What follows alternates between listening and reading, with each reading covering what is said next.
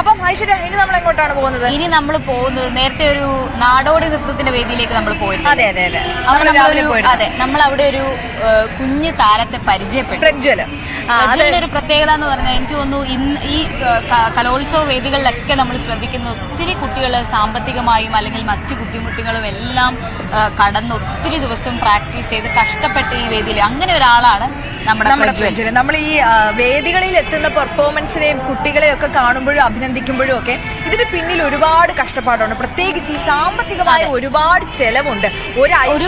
വേദിയിൽ എത്തണമെങ്കിൽ എത്ര രൂപയുടെ ചെലവുണ്ട്? ഏതൊരു ഡാൻസ് ഐറ്റം എടുത്താലും അതിന്റെ കോസ്റ്റ്യൂം, ഓർണമെന്റ്സ്, മേക്കപ്പ് എന്തോരാണ് ചെലവാകുന്നത്. ഒത്തിരി പേരോട് സംസാരിച്ചപ്പോൾ നമുക്ക് മനസ്സിലായ.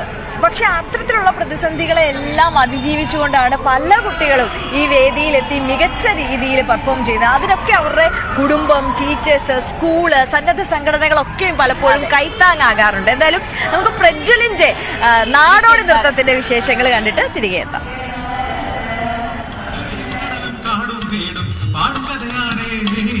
അറിവില്ല നാട്ടിലറിയാൻ പറയും കഥയാണ്.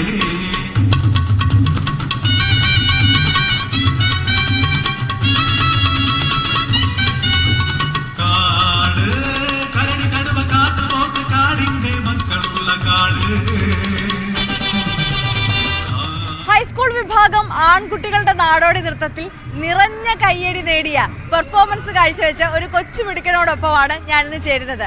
പ്രജ്വലിനൊപ്പം പ്രജ്വലിന്റെ അച്ഛനും അമ്മയും ഇന്ന് നമുക്കൊപ്പം ചേരുകയാണ്. ഹലോ, എങ്ങനെ ഉണ്ടായിരുന്നു പെർഫോമൻസ്? നല്ല ടൈറ്റ് കോമ്പറ്റീഷൻ ആയിരുന്നു. പക്ഷെ നന്നായിട്ട് പെർഫോം ചെയ്തില്ലേ?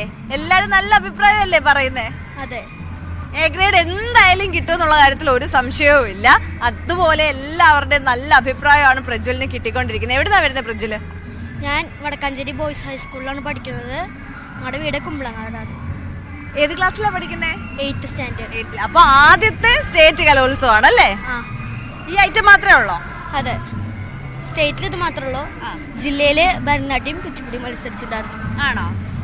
അത് സെക്കൻഡ്. പക്ഷെ എ ഗ്രേഡ് കിട്ടിയില്ല, എല്ലാത്തിനും കിട്ടി. മിടുക്കം. അപ്പൊ നമുക്ക് അച്ഛനും അമ്മയും കൂടെ ഉണ്ട്. എന്താ ചേട്ടൻ പേര്? എന്റെ പേര് സുനില്. എന്ത് ചെയ്യാ? കോൺട്രാക്ട് വർക്ക് എടുത്ത് പണി ചെയ്യുന്നതാണ്. പിന്നെ കിള്ളിമംഗലം ഭാഗത്താണ്. മാസ്റ്റർമാരും ടീച്ചർമാരും കുറച്ച് കാലമായി ഡാൻസിൽ പോയി തുടങ്ങിയിട്ട്. അങ്ങനെ പഠിക്കാൻ ആഗ്രഹം മോൾക്ക് ഉണ്ടാകുന്ന വെച്ചാൽ മോൾക്ക് ഇല്ല പറഞ്ഞു. അങ്ങനെ മോനെ ആഗ്രഹം ഉണ്ട് പറഞ്ഞു. അതിന് മോനെ വിട്ടു.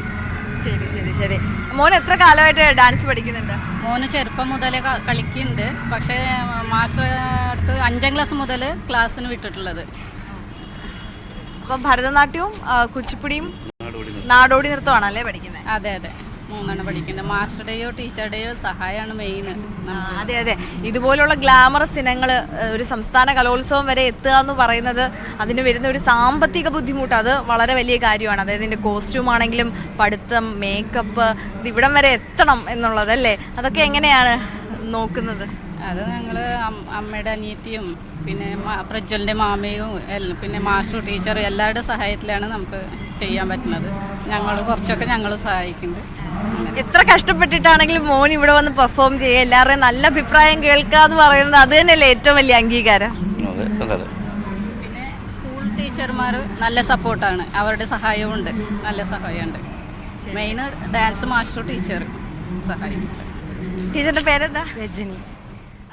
പ്രജ്വലിന്റെ പെർഫോമൻസിനെ കുറിച്ച് ഞങ്ങൾ പറയായിരുന്നു. എല്ലാവർക്കും നല്ല അഭിപ്രായമാണ്. എത്ര നാളായിട്ട് ടീച്ചറിന്റെ കീഴിൽ പഠിക്കുന്നു? 2ാം ക്ലാസ് തൊട്ട് പഠിക്കുന്നതാണ്. എന്താണ് പ്രജ്വലിന് സ്റ്റുഡന്റിനെ പറ്റി പറയാനുള്ള ടീച്ചറിന്? നല്ല കുട്ടിയാണ്, പറഞ്ഞതൊക്കെ